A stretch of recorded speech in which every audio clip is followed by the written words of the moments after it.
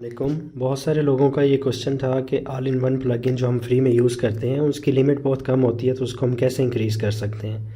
तो चले आज हम देखते हैं कि हम इसको कैसे इंक्रीज़ कर सकते हैं। फ़र्स्ट ऑफ़ ऑल हम इसकी लिमिट चेक कर लेते हैं। लिमिट चेक करने के लिए आप ऑल इन वन प्लगइन पर आएँ, इंपोर्ट पर क्लिक करें। आप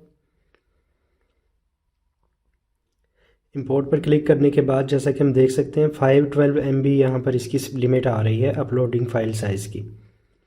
अब हम इसको इंक्रीज़ करेंगे। इंक्रीज़ करने के लिए आप प्लगइन्स के ऑप्शन पर आएँ। प्लगइन्स के ऑप्शन पर आने के बाद प्लगइन फाइल एडिटर पर क्लिक करें। जैसे ही आप इस पर क्लिक करेंगे यहाँ से आपने प्लगइन सेलेक्ट करना है, all in one WP migration. Select पर क्लिक करें।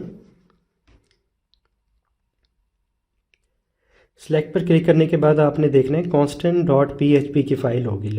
इस लिंक पर आप क्लिक कर दें। इस लिंक पर क्लिक करने के बाद आपने एक लाइन यहाँ से सर्च करनी है, मैक्सिमम फाइल साइज़ वाली।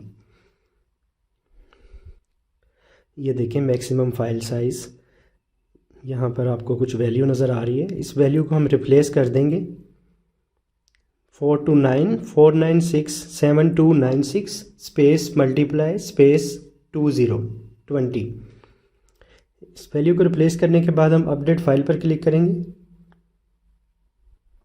ठीक है, अपडेट फाइल पर क्लिक करने के बाद हम अब दोबारा से चेक करते हैं कि इसकी लिमिट इंक्रीज़ हुई है कि नहीं।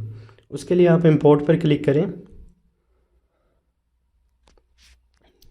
जैसा कि आप देख सकते हैं कि इंपोर्ट पर क्लिक करने के बाद 80 GB जो है इसकी अब maximum uploading file size 80 GB हो गया है।